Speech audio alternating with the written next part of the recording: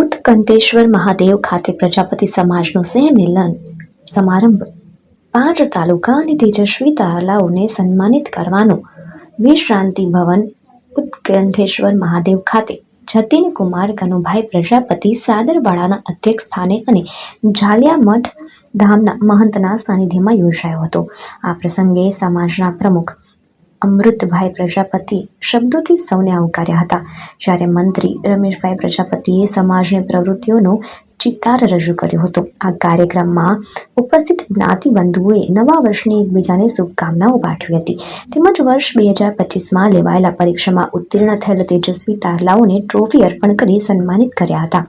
Dwarkesh cold સ્ટોરેજના માલિક હર્ષભાઈ પ્રજાપતિએ સમાજ ભવન ખાતે અદ્યતન ડિજિટલ લેબને સુવિધા આપવાની પણ જાહેરાત કરી હતી. સાથે સાથે ચક્ષુદાતા સન્માન કરાયું હતું. ઉપસ્થિત મહાનુભાવોએ પ્રસંગોચિત ઉદ્બોધન કર્યા હતા, જ્યારે રમણભાઈ પ્રજાપતિએ આભાર વિધિ વ્યક્ત કરી હતી. સમગ્ર કાર્યક્રમનું સફળ સંચાલન કનુભાઈ પ્રજાપતિ તથા ભરતભાઈ પ્રજાપતિએ કર્યું હતું. હું ધોરણ 10 માં મહારાજા અગ્રસેન વિદ્યાલયમાં અભ્યાસ કરું છું.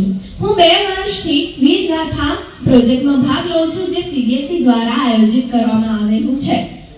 આ પ્રોજેક્ટમાં વિદ્યાર્થીની પ્રવૃત્તિ નિખારાય છે અને યુવાનોને આપણા દેશના બહાદુરોની વીરોથી બી જાણકાર કરાય છે. આ પ્રોજેક્ટમાં મેં મંગલ પાંડે ઉપર પેઇન્ટિંગ આપવાનો વિચાર કર્યો હતો અને અંગ્રેજો ખિલાફ પણ લડાઈ લડી હતી. 6 કરોડ છાત્રોએ ભાગ લીધો હતો, જેમાંથી 100 વિદ્યાર્થીનું સિલેક્શન થયું હતું અને જેમાં મારું નામ પણ સામેલ હતું. મને દિલ્હીમાં ભારત હતું અને આની પહેલાના વર્ષમાં મને સ્ટેટ લેવલ પર પણ પુરસ્કાર મળ્યું હતું. મને અહીંયા આમંત્રિત કરવા બદલ આપ સૌનો ખૂબ ખૂબ આભાર. સ્પેશિયલ થેન્ક્સ ટુ રમેશ દાદા. Thank you. જય હિન્દ, જય ભારત.